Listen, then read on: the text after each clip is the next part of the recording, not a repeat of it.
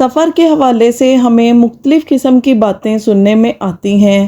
کہا جاتا ہے کہ یہ منحوس ہے، اس کو منحوس سمجھتے ہوئے صدقہ و خیرات بھی کیا جاتا ہے کہ بلائیں نازل ہوتی ہیں، ان سے حفاظت رہے گی۔ سفر کے حوالے سے عوام میں مختلف نظریات پائے جاتے ہیں اور ان میں زیادہ تر جو نظریات ہیں وہ خلاف اسلام ہیں۔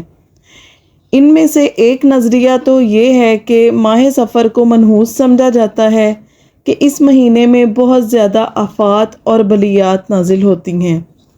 تو آپ نے ارشاد فرمایا لا ادوا ولا سفرا ولا حامتا، کہ کوئی بھی ہماری جو کوئی بیماری بھی ہے نا وہ اڑ کر نہیں لگتی، سفر کچھ نہیں ہے۔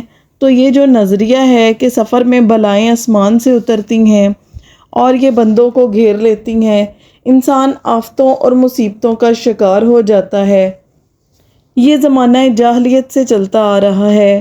اور زمانہ جاہلیت میں یہ سمجھتے تھے کہ اگر سفر کے مہینے میں کوئی سفر کرے گا یا باہر نکلے گا تو وہ آفت کا شکار ہو جائے گا۔ اگر ہم کام کرے گا، کوئی اہم کام کرے گا تو آفت کا شکار ہو جائے گا اور اس میں بیماریاں اترتی ہیں۔ تو یہ زمانہ جاہلیت کا عقیدہ تھا، نظریہ تھا۔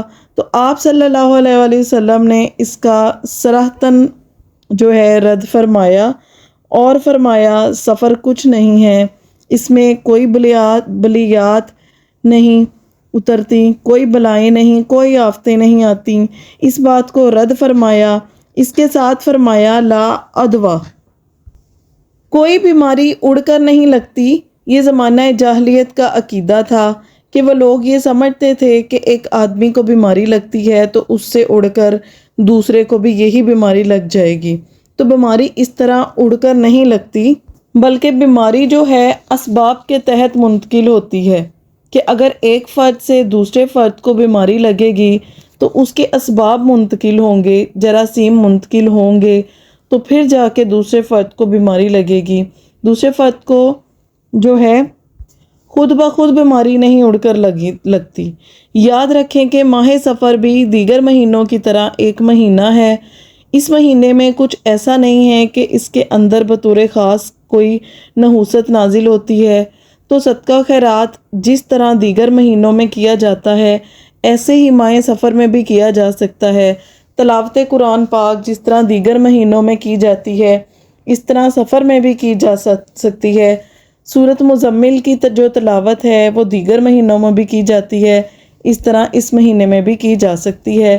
لہٰذا آپ کو جو یہ انفارمیشن ہے، جو یہ نالج ہے، جب بھی ملے تو دوسروں تک ضرور شیئر کریں تاکہ سب کے جو مائنڈ ہیں وہ کلیئر ہو جائیں، کیونکہ سفر کا مہینہ چل رہا ہے تو لوگوں نے بہت زیادہ عملیات سٹارٹ کر دیے ہیں کہ یہ ہوگا تو نحوست ہو جائے گی، تو جن ہیں تو بلائیں ہیں۔